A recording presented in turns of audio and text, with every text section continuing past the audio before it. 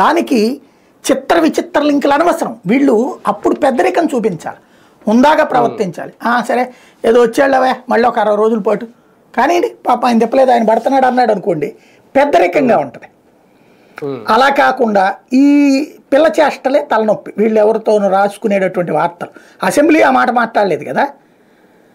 ఇంకోటి అది అసలు అసెంబ్లీ స్పీకరో డిప్యూటీ స్పీకరో మాట్లాడకూడదు. అవి నువ్వు చెయ్యాలనుకునేది చెయ్యి సైలెంట్గా. అది డెమోక్రసీ, అసెంబ్లీ సంప్రదాయం అది. అంతేగాని అసెంబ్లీ సంప్రదాయానికి విరుద్ధంగా ఉండకూడదు కదా. రెండవది, ఇప్పుడు అదేంటది, అసెంబ్లీ చరిత్రలో ఎప్పుడైనా ప్రజాస్వామ్యబద్ధంగా ఉన్నటువంటి వ్యవస్థలను నిషేధించడం ఉందా? క్రిందటిసారి వచ్చి ఏది ఈనాడుని, జ్యోతిని, తర్వాత ఈటీవీని, TV5, ABNని రానిలా బ్యాన్. అది అప్రజాస్వామికమని మాట్లాడింది ఆ రోజున తెలుగుదేశం పార్టీ. తప్పులేదు, మనం కూడా అది ఆ రోజున ఖండించాం. ఇది ఎక్కడ దుర్మార్గం అని.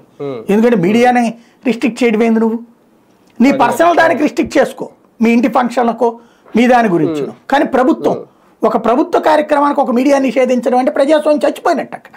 ఆ రోజున అది మనం అనేక సార్లు మాట్లాడుకున్నాం. మీడియాను రానివ్వనడానికి నువ్వెవరు? అసలు ఇది అసహ్యకరమైన ప్రజాస్వామ్యం అని. తెలుగుదేశం మీడియా వాళ్ళు అవ్వచ్చు, సపోర్ట్ చేసుకోవచ్చు, బట్ అక్కడ ప్రభుత్వ యాక్టివిటీ. నీ పార్టీ దానికి రావద్దని చెప్పు, తప్పులే.